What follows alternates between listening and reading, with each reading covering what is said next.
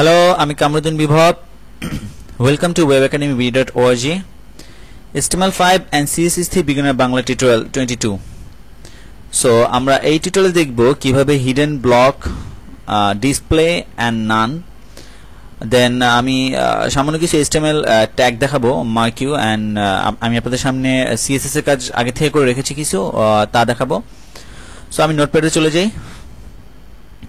দেখেন, আমি আগে থেকে দুটি ডিভ ধরে রেখেছিলাম। ক্লাস নিয়েছি head, then headline, and div class নিয়ে রেখেছি নিউজ, দেন নতুন ট্যাগ দেখতে পাচ্ছেন মার্কিউ। হ্যাঁ, এই মার্কিউ ট্যাগটি দ্বারা কি বোঝানো হচ্ছে, আমি ফায়ারফক্সে গিয়ে দেখে, লঞ্চ ইন ফায়ারফক্স। দেখেন, আমি একটি শিরোনামের মতো তৈরি করেছি। আপনারা বেশিরভাগ যারা দেখবেন নিউজ লেটার ওয়েবসাইটগুলোতে ঢুকলে দেখবেন যে এখানে শিরোনাম লেখা বা হেডলাইন লেখা, এরকম হেডলাইন যাচ্ছে স্লাইডিং হয়ে। হ্যাঁ, তো অনেকে মনে করতে পারেন যে এটা আসলে এরকম কিভাবে যাচ্ছে, এটা হয়তো অনেক কঠিন কোনো কাজ না। একটি মাত্র HTML ট্যাগের মাধ্যমে করতে পারেন। HTML5 এ এই নিউ ভার্সনের ট্যাগটি আছে। এখন মার্কিউ দিলেই মার্কিউর মাঝখানে আপনি যেই লেখাটি লিখবেন তা অটো এরকম স্লাইড হতে থাকবে। দেখেন, আমি আগে থেকে CSS এর কাজ করে দিয়েছি। আমি অবশ্যই আমি আপনাদের আগে টিউটোরিয়ালে এইসব সব CSS দেখিয়েছি, নতুন কোনো কিছু করিনি এখানে। দেখেন, আমার প্রথম যে শিরোনামের রেড ব্যাকগ্রাউন্ডটি, হেডলাইন বক্সটি, আমি দুইটি আলাদা ডিভ, এটি একটা আলাদা ডিভ ধরেছি, এটি একটা আলাদা ডিভ ধরেছি। আমি হেডলাইনটি ক্লাস দিয়েছি হেড, ব্যাকগ্রাউন্ড কালার রেড, দেন আমার লেখার যে টেক্সট কালার হোয়াইট, পারিং লেফট থেকে 20 পিক্সেল অ্যান্ড রাইট থেকে 20 পিক্সেল, টপ অ্যান্ড বটম থেকে কোনো জায়গায় স্পেস আমি ছাড়িনি। দেন বর্ডার দিয়েছি 2 পিক্সেল, এটা ফ্লোট লেফট করেছি যাতে আমার নিচের ডিভটি যে নিউজ, এই ডিভটি যাতে উপরে চলে আসে পাশে। দেন আমি উইডথ দিয়েছি 100 পিক্সেল।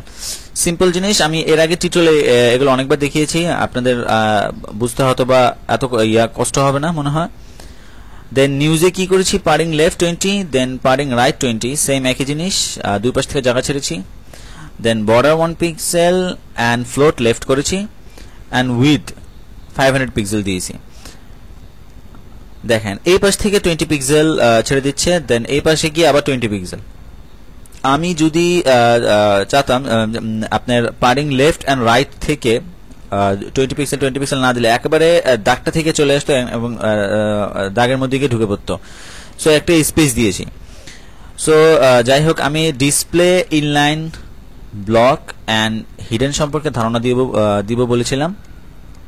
ওকে, তাহলে এগুলো থাকুক। আমি এর নিচে নতুন করে কাজ করি। UL নি, li টেস্ট,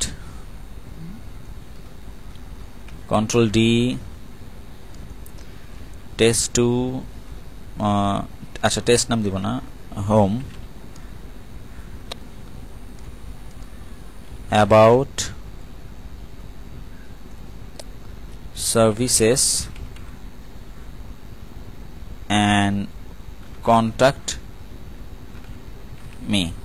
ওকে, আমি আসলে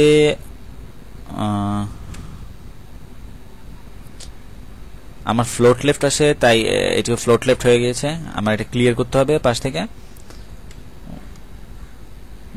আমি পুরো জিনিসটাকে একটু ডিপ ধরি।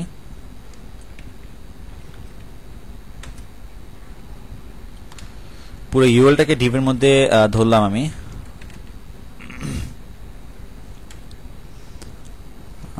ক্লাস দি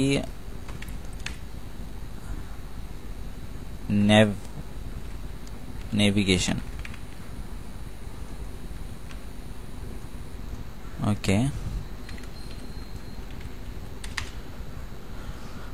এটাকে আমি জাস্ট ক্লিয়ার লেফট করে দেব। আমি 20 নম্বর টিউটোরিয়ালে হয়তো বা দেখিয়েছিলাম আপনাদের কিভাবে ক্লিয়ার লেফট করতে হয়। বিকজ ফ্লোট লেফট, উপরের বক্সটি যখন ফ্লোট লেফট আসে, আমার নিচের কাজটিও ফ্লোট লেফটেড হয়ে যাবে এই বক্সটির পাশে। তাই এটাকে আমার ক্লিয়ার ফ্রম লেফট করতে হবে, যে লেফট থেকে ক্লিয়ার করলাম। তো এখন আর কোনো সমস্যা হবে না, এরপরে নিচে যা হবে অটো ক্লিয়ার থাকবে। ওকে, আমি নেভিগেশনটি আমি সামান্য কিছু সিএসএস করি আপনাদের সামনে। ইউএল চাইল্ড সিলেক্টরের কাজ, আমি একসাথে প্রথমে ক্লাসটি ধরলাম, দেন ইউএলটি ধরলাম, দেন এলআইটি ধরলাম। এখন আমি কি করব, স্টাইল টাইপ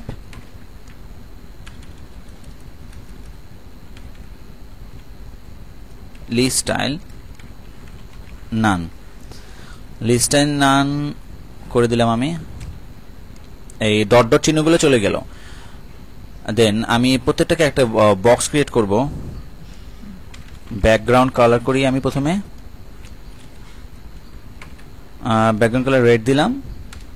দেন আমি পারিং দি 5 পিক্সেল, বক্সের ভিতর থেকে চারপাশ থেকে আমি 5 পিক্সেল ছেড়ে দিলাম।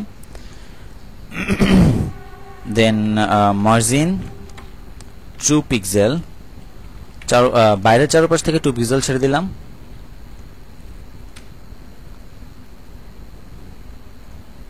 প্রত্যেকটা জিনিসে উইথ দিয়ে দিই আমি একটি, উইথ 50 পিক্সেল রাখি আমি প্রত্যেকটি এলআই বক্সে।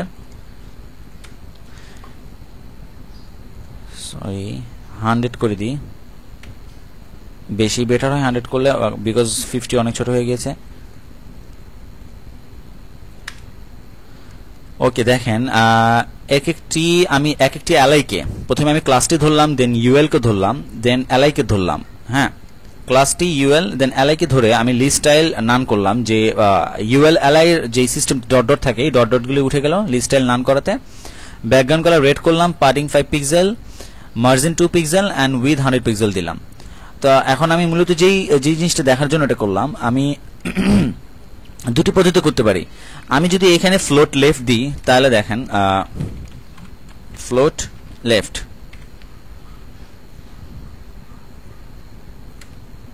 দেখেন একটি পাশাপাশি চলে গেছে। আপনারা দেখতে পারবেন যে বেশিরভাগ ওয়েবসাইটে সব ওয়েবসাইটে দেখবেন যে নেভিগেশন বার থাকে, যে হোমে ক্লিক করলে হোমে, অ্যাবাউটে ক্লিক করলে অ্যাবাউট, সার্ভিসে ক্লিক করলে সার্ভিস, এরকম ভাবে নেভিগেশন বার থাকে। এটি একটি সিস্টেম।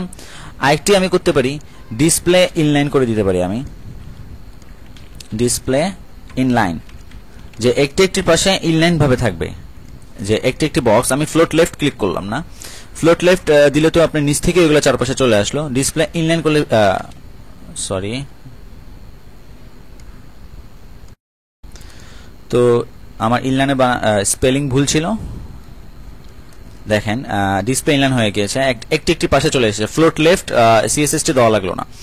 তো আমি এই পদ্ধতিতে ডিসপ্লে ইনলাইন করতে পারি। অ্যান্ড ডিসপ্লে ব্লক কি, এর আগে যা ছিল, ফ্লোট লেফট করার আগে যা ছিল তা ওটি কিন্তু ব্লক ছিল।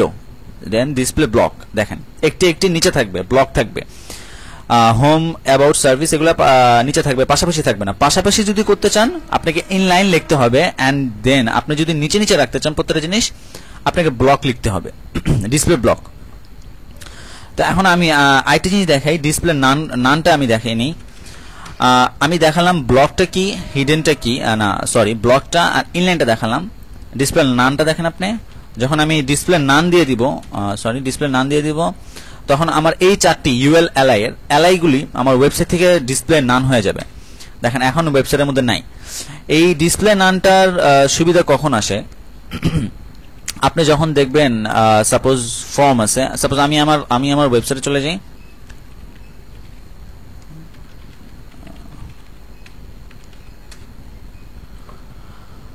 ডিসপ্লে নানটা মূলত ইউজ হয় জেকিউরিতে, আপনার জেকিউরি বা জাভাস্ক্রিপ্টে। আপনার আগে আপনার একটি ডিফ থাকবে বা ওয়ার্নিং দেখায় যে sorry please fill the form fields. এই ওয়ার্নিংটা আপনার তো আগে সিএসএসটি করা থাকে। আমি দেখেন কন্ট্যাক্টসে চলে যাচ্ছি, তো এটি ডিসপ্লে নান থাকে। যখন আপনি কোনো ফিল আপ ভুল করবেন বা সমস্যা হবে তখন এই ওয়ার্নিংটি দেখাবে।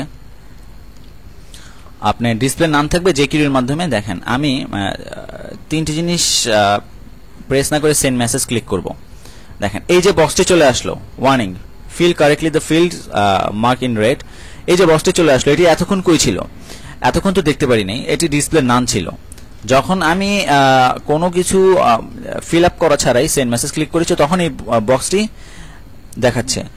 সো এটি আমরা জেকিউরি জাভাস্ক্রিপ্ট ইউজের ক্ষেত্রে করে থাকি বা আপনার মোবাইল ভার্সনের ক্ষেত্রে করে থাকি। যে যখন ওয়েবসাইটটি মোবাইল ভার্সনে চলে যাবে, পিক্সেল কমে যাবে, রেজুলেশন, তখন যে কিছু কিছু জিনিস থাকবে ওগুলো ডিসপ্লে নান হয়ে যাবে। সো ডিসপ্লে নানটা অনেক ইম্পর্টেন্ট একটি সিএসএস। আরেকটি করতে পারেন আপনি। আমি আগে দুইটি স্প্যান নিই। প্রথমে একটি প্যারা নিলাম, দিস ইজ প্যারা 1, দেন আমি মাঝখানে একটি স্প্যান নিলাম, সরি,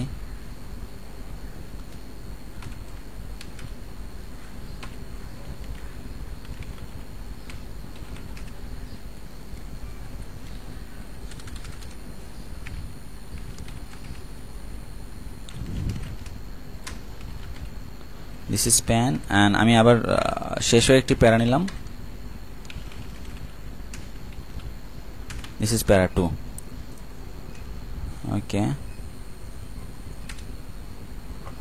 দেখেন দিস ইজ প্যারা 1, this is span, and this is প্যারা 2।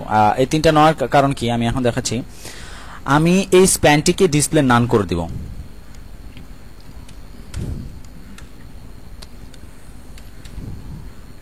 শুধু স্প্যান ধরলাম, কোনো ক্লাস ডিভ আইডি ধরা লাগলো না, বিকজ এখানে একটি স্প্যান আছে। সো আমি স্প্যানটিকে ডিসপ্লে নান করব। এখন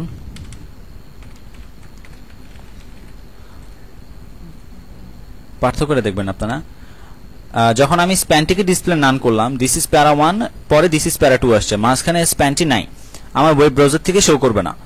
হ্যাঁ, দেন আরেকটি আমি আপনাদেরকে বলেছিলাম যে ব্লক দেখাবো, ইনলাইন দেখাবো, দেন নান অ্যান্ড হিডেন সম্পর্কে দেখেন। আপনি আরেকটি সিএসএস ধরি আমি, ভিজিবিলিটি।